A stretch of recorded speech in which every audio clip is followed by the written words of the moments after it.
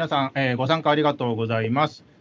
この時間は30分ありまして、マイクロソフトのテクニカルサポートを効果的に利用するには、テクニカルサポートから欲しい回答をもらうための問題の説明の仕方、質問の設定を考えるというタイトルで、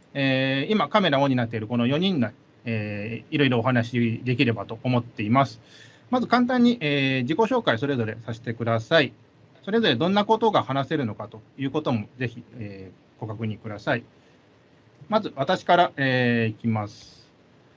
私、田中孝義と言います。所属はニューレリック株式会社という、オブザバビリティを提供する SaaS ベンダーになります。で今は、テクニカルサポートマネージャーということで、マネージャー職なんですけれども、外資系 SaaS ベンダーの、ギルズサポートに、日本語のテクニカルサポートの立ち上げを経験しているので、このサポートの中の立場からコメントできればと思っています。技術的には Microsoft MVP を取ってまして、Azure や C#、コンテナ周りが得意です。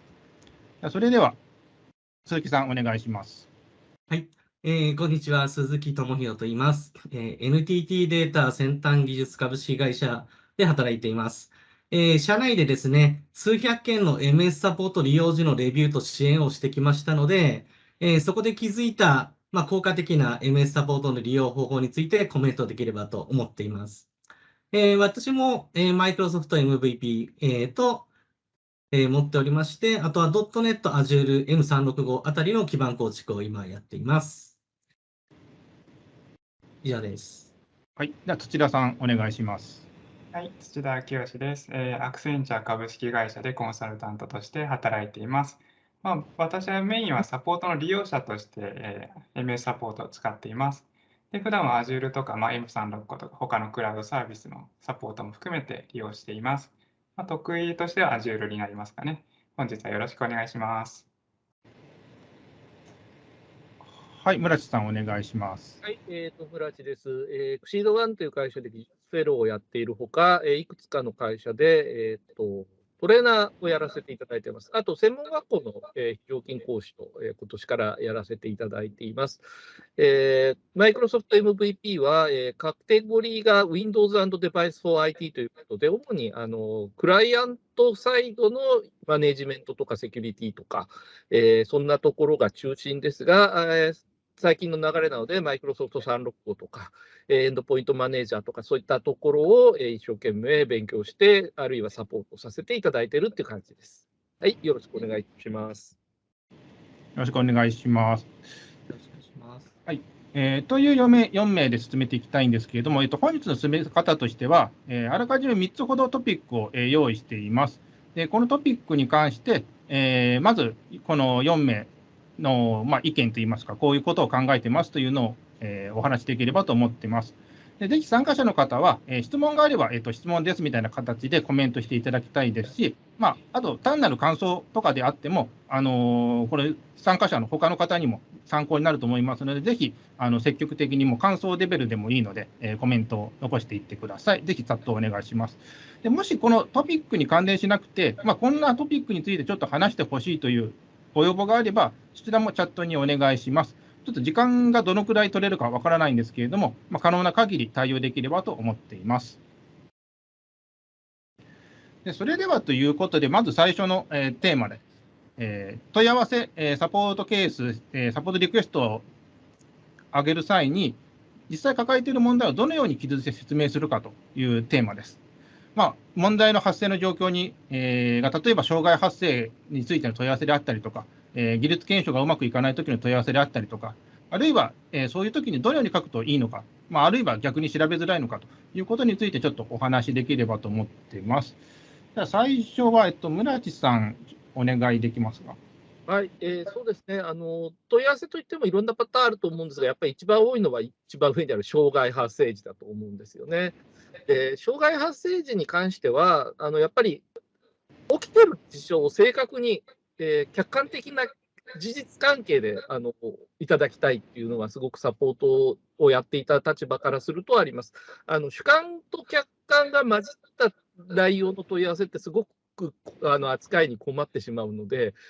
主観的に思ったことはできるだけ避けて、客観的にこうだったっていうことをまず冷静にいただければなというふうに思います。あとはやっぱり再現手順がある場合は、そこをできれば再現手順確立して、こうするとこうなるっていう、シナリオを出していただくのがですね、すごくありがたいかなと思います。はい、ありがとうございます。じゃあ次、土田さん、お願いできますか。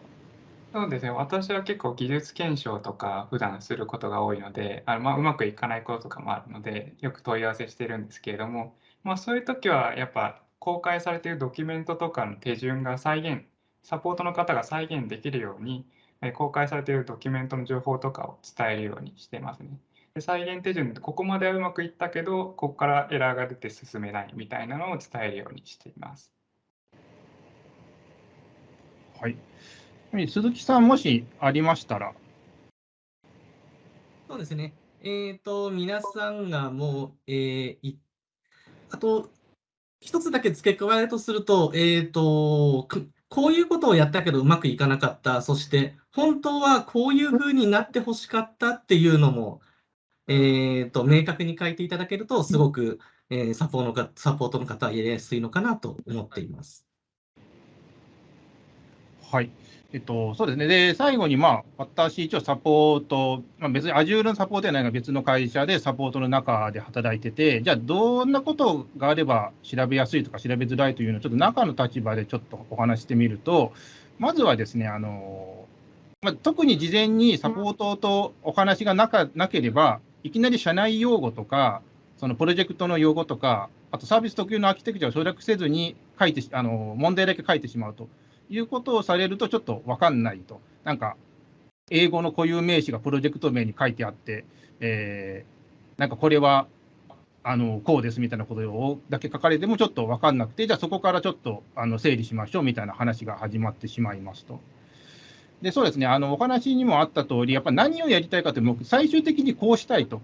特にその技術検証がうまくいかないときの問い合わせですね、何をやりたいのかと、でじゃあそのために何をやったのか、でその結果こうなりましたという話は事実ベースで、欲しいなと思っています。例えばコマンド実行しましたと、コマンド実行しましたが一番調べやすいっていうか、再現しやすいんですけれども、そのコマンドそのままいただきたいと。であと結果が例えばログファイルであるんだったら、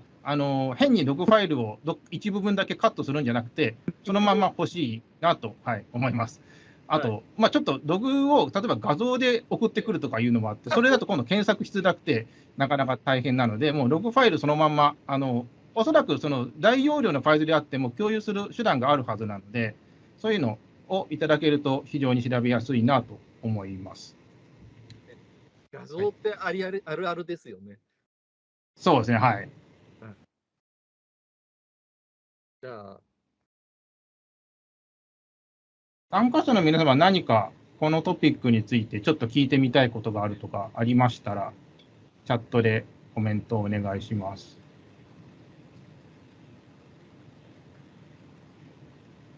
なるべくテキストの生データのログを送るようにしますね。はい。時々こういうふうにログ採取してくださいみたいな案内いただくことも結構あるので、それには必ず従ってやっていくログ採取を協力してますね。そういえば、そのログ採取で言うと、ログ採取の手順をどれぐらい細かくご案内すればいいのかっていうのが、やっぱりちょっと迷うときがありますね。ありますね、はい、それは。そういうのってどうされてます？雰囲気を読むとか、雰囲気を、読みますね。読みますよね。はい、そうですね。そういう意味で言うと、ご自身がなんか開発者なのか、IT プロなのかっていうようなロールも書いていただけると、きっとより雰囲気読みやすくなるっていうのがあるかもしれませんね。はい、今、チャットでいただいて、サンプルを作成して提供した場合でも実施してくれますかということで、これは、おそらくサポート契約によると思うんですけれども、例えばそのサンプルがある問題を再現するためのサンプルとかであると、非常に助かると思うんですね。このサンプルを使って再現検証しますみたいな。ただ、例えばなんかそのサンプルそのものが動かないんですけど、どうしましょうかみたいなとこだと、サポートの内容、契約によってはちょっとそこまではみたいな話はあるかもしれないですね。はい、今、一つ緊急度速度感みたいなところのご質問もあったんですが、多分そこは次のトピックでお話しさせていただくとちょうどいいかもしれません。そうですね。はい。そうですね。それでサンプル値を再現させるためのサンプルということで、ちょっと正直さっき言ったとおり、私、Azure の中ではないので、多分役立つと思うので、実際作った方とかある方いらっしゃいますか？ Azure のサポートするときに再現のサンプルをやったりとか。それはないけど、ただ、あれですね、再現させるためのサンプルを実際にその動かせる環境が簡単に用意できるものだったら、割と OK だと思います。またそこをなんか特殊なお客さんが固有に使ってるサードパーティーのミドルウェアを入れないと動かないとかだと、それはちょっとおそらくサポート契約のがよほど特別なものでない限り、大抵はダメなんじゃないかって気はします。そうで、ちょっとケースバイケースもなりそうなんで、事前にこういう、これ再現させるためのサンプルあるんですけど、これあると役立ちますかって一言聞くと、はい、いいかもしれないです。で、そうですね、また別のコメントチャットで、電話、メール、Teams、それぞれ問い合わせを受け付ける側で解説しやすいツールありますかということで、これ一応サポートの中としてのコメントはちょっとあるんですけど、他の方何かありますか？そうですね。これ、サポートの契約でも、電話がダメとかメールだけとか、ちょっといろいろありますので、でも一番は命令に客観的に文字で書くというのが一番基本かなと思っています。MS のサポートを利用するという場合では。そうですね。MS のサポートで、プロフェッショナルとかプレミアとかであれば、メールでというのが基本になりますね。ただ、やはりちょっとコミュニケーションをきちんと取りたいときは、お電話をさせていただくっていうのは、やはりしてました。そうですね、はい。サポートの中としてもまさに同じような感じで、サポートとしても、なんか問題を聞いてすぐに答えられる、常に絶対 100% 答えられるわけでは当然ないので、ちょっと調べたいなというときは当然あって、そういうときは、はい、メールで一旦いただいて、調べる時間が欲しいというのはありますし、Teams とかリアルタイムコミュニケーションをできるやつは、ちょっとなんか状況がよくわかんないので、実際お客様とリアルタイムに話しながら、状況を把握した方が効率的だなというときは役立ちますので、最近提案されるケースが多いというのは、多分はい、状況を早く効率的に確認したいんじゃないかなと思います。で、そういうときには、はい、非常に Teams が役立ちますね。はい、僕も結構提案されることが多いんで、そういう時は割と、なんですかね、アーキテクチャとか、全体図含めて画面シェアができるので、僕としては電話だと、そうそう、そうですね、チャットにも書いてあるんですけど、画面シェアができると、電話より情報量が増えて、ちょっとコミュニケーションしやすいかなって感じますね。はい、じゃあ、そろそろ次のテーマに行こうと思います。はい、緊急度の話はここでというのがあったんですが、問い合わせのゴールをどこに、設定するかということで、はい、サポート契約にこれやっぱりよるので、その範囲内でやっぱゴールを設定しないと、なかなか齟齬がありますねという話であったりとか、あとは、要は回避策であったりとか、あとは回避策よりも、なんでこういう問題が起きたのか説明が欲しいみたいな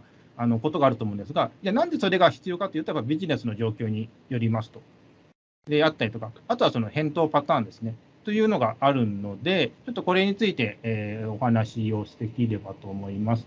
まずは村地さん、お願いできますか。はい。ゴールに関しては、やはりそのゴール設定ができないとサポート始めれませんっていうのが、私たち、エンジニアとして、サポートエンジニアとしてのトレーニングを受けたときに、一番最初に叩き込まれる話なので、ゴール設定をするっていうのは、すごく重視は、サポートエンジニアとしてはしますね。曖昧なところで進めてしまって、結局、サポートがいつまでたっても終わらないというのは、ちょっとビジネスとして成り立たないので、ここまでやったら、このサポートはできましたということにしましょうというのはですね、これはなので、ちょっと場合によってはビジネスライクに感じられる方もいらっしゃるかもしれないですけれども、そこは最初にしっかりお互いに了解するっていうことが、サポートする側も受ける側もどちらも最終的には幸せになるんだなっていうことだと思います。はい。では、鈴木さん、お願いできますか。はい。ですね、ここでさっきの話も出てくるかと思うんですが、そのゴール設定をする際にですね、やっぱりビジネスの状況っていうのを伝えるというのが、とってもよろしいかと思ってまして、例えば今、ただ単に POC で検証してるだけなのか、それとももう開発に入っているのか、運用していてすぐ何らかの、レスポンスをエンドユーザーさんに出さなきゃいけないのかっていうようなビジネスを絡めた緊急度というのを共有していただけると、多分サポート側の方というのはそれに応じて、一番適切なやり方を、ゴールとして設定できると思っています。そしてゴールも1個だけ設定するんではなくて、まずここまで欲しい。まず原因だけでもつかみたいとか、解決策は少し後でもいいので、まず原因だけ分かった時点で、情報共有いただきたいというようなことについても、より事細かくその時間的な要件も含めて、サポート側に伝えると、サポート側はそれに応じて、できる範囲のことをやってくれるはずなので、いいと思います。で、最後がですね、このサポートからの返答パターンっていうのが必ずしも解決できるとは限らないパターンがありますので、解決すればまあ問題ないんですが、回避策ですとか、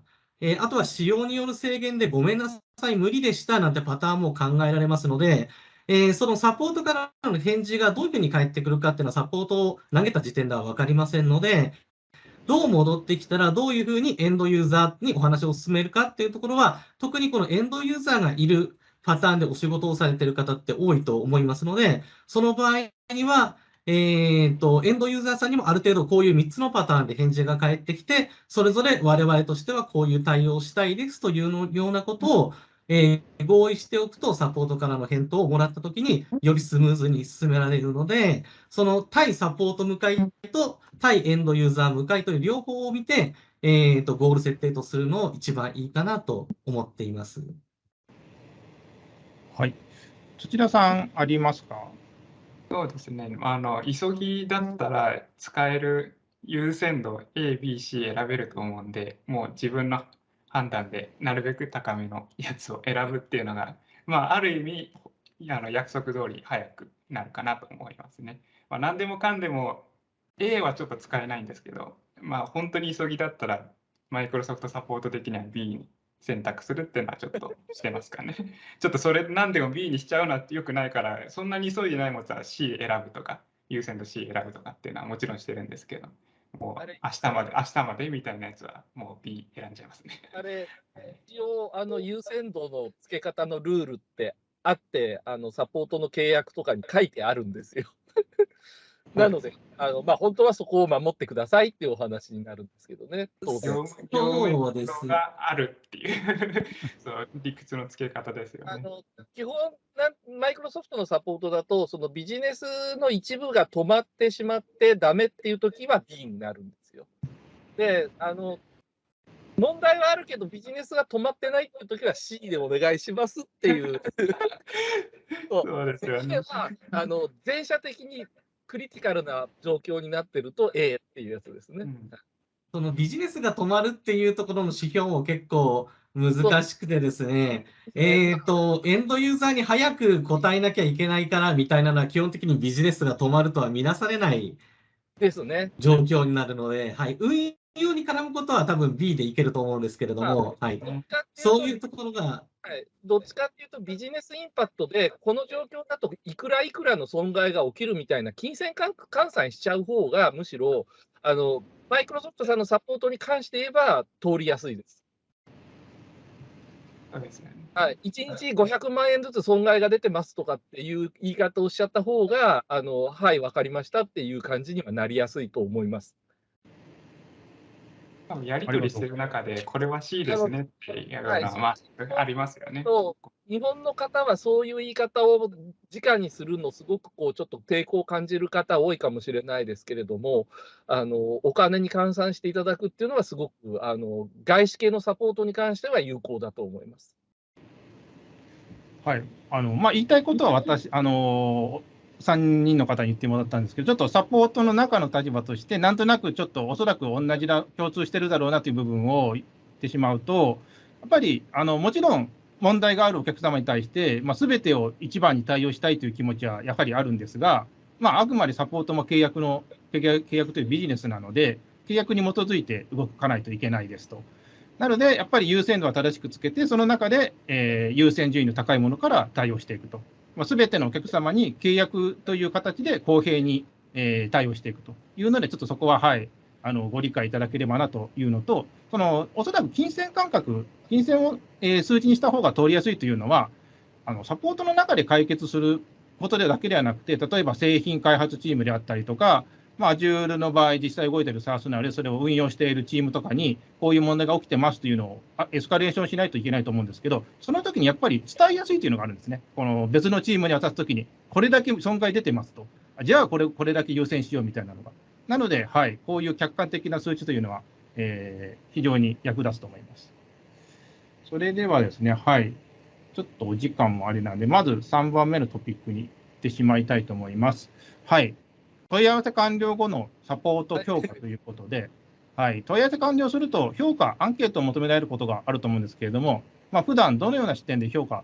つけておられますでしょうかということで、こういうことだとちょっと困るというか、その理由はこの後、お話しするんですけれども、例えば不満感じなかったから3とか、問題が解決しなかったら全部1とかいうことだと、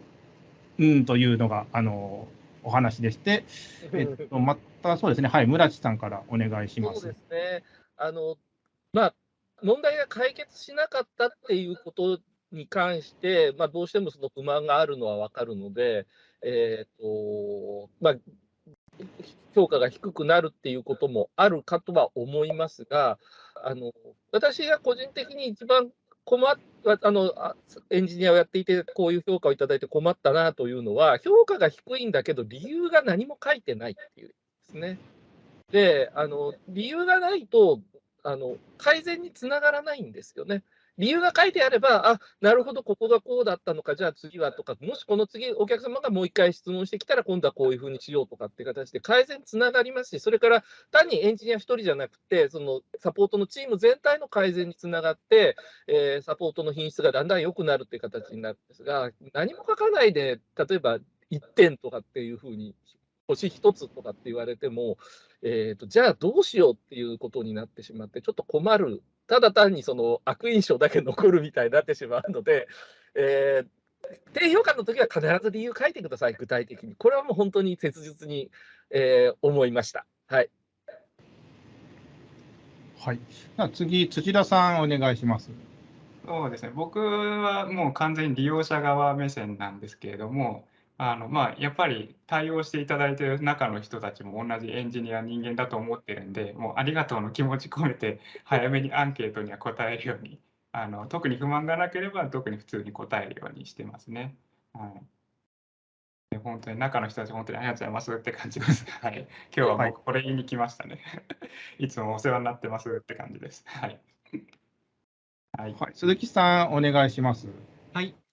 私は基本的に利用するとき、実はもう5が最高が基本で、大体考えるようにはしてるんですけれども、その中でも気をつけているのは、あくまでもサポートへの評価なので、サポートだけの評価をちゃんと純粋に判断して、何か悪いところがあればフィードバックしてあげるのがいいかなと思ってます。ここであるような製品仕様自体に不満があるという場合に、サポートの方に、1をつけるようなことをしても、結局製品が良くなるわけではありませんので、製品への不満というのはちゃんと、マイクロソフトの場合、フィードバックのサイトが製品によっては準備されていたり、または GitHub でホストされているようなライブラリーとかであれば、GitHub に一周立てれば、ちゃんと製品の担当者がしっかり拾ってくれるので、そっちにフィードバックした方が直接製品担当が拾ってくれて改善されるという結果が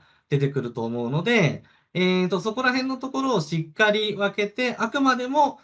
サポートとしてどうだったのかっていうところで、つけていただくってことをすると、お互いに、なんでしょうね、利用者側としても、サポートをする方の立場としても、より高め合えるのかなと考えています。はい。そうですね、私が外資の日本法人のサポート担当として言うと、やっぱりこの5点評価、5段階評価の時の点数の付け方の文化が、日本だけじゃないと思うんですけど、ある程度人口の多いところに行くと、日本が特にやっぱりグローバルから見ると、ちょっと異質だというのはありますと。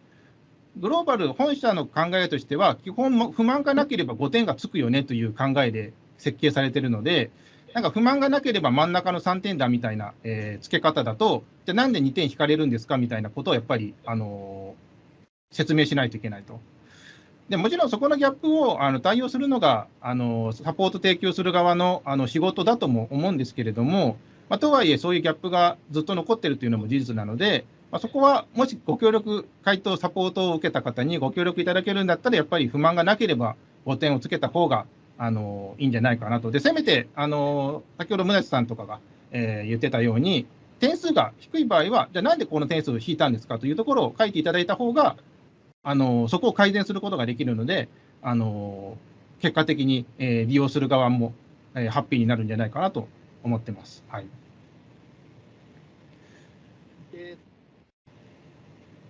はい、他質問とか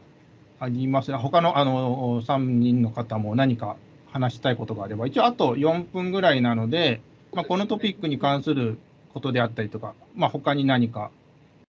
質問などありますか。一点私が思っているのは、その評価っていうのが、なんでこんなに一生評価をつけることが大切かっていうと、やっぱり評価を正しくつけないで、サポートを担当している方が、なんでしょうね、仕事が嫌になってしまうみたいな形で、どんどんサポートの方が入れ替わるみたいな事態が発生すると、結局我々利用者に全部跳ね返ってきてしまうので、そういう意味でも、私は何と言いますか、特にそこには気を使っているっていうのはいつも考えていますね。最終的には我々に、利用者の方に、損害が来てしまうというところは、とっても意識すると幸せになれるかなと考えています。それ分かります。同じなんかプロジェクトとかやってると、同じ名前の方見かけたりしますね。同じ製品で何回か問い合わせすると。そういう意味でもやっぱお付き合いするという意味で、ちょっとありがとうございますってアンケート書いてますね。はい。まさにそんな感じです。私が実際にMS の製品サポートやった時も、結構同じお客さんとの対応って1年に何回結構あったりします。はい、よくお問い合わせをいただくお客さんだと、同じエンジニアが同じ方に何度も対応するってありますので、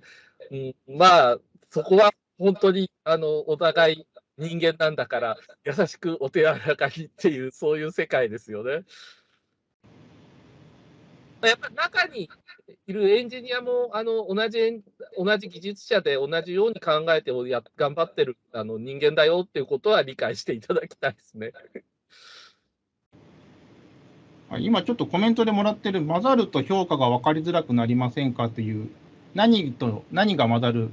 となのかなというのがちょっと気になっているのが、もしよければコメント追加でお願いします。製品の評価とサポートの評価かな。ということですね。はい。多分そうですね。そうです。なので、はい。実際どんな文面でアンケート来てるかというのは、例えば場合によっても変わっているかもしれないので、そうですね、そのアンケートの特に何を聞かれているのかというのを、はい、ぜひ、おそらくサポートのエンジニアの担当についてという評価だと思うので、その場合は、例えば、もういかに製品が、ちょっと言ってしまえば、これひどいだろうみたいな不具合とか、仕様があったとしても、サポート対応が良ければ、はい、5をつけているのがいいんじゃないかなと、ぜひそうしていただきたいなと、やっぱり思います。でそれとは別に、その製品のフィードバックは、フィードバック先に行う。そろそろお時間ですかね。そうですね、はい。はい。チャットの方もそうですね。はい、チャットの方で問題がない評価を3と考えている人と5と考えている人が日本では混在しているわけですよねっていう。そういう意味か。はい、混在というよりもどちらかというと3が普通っていう方が多数派っていう気はします。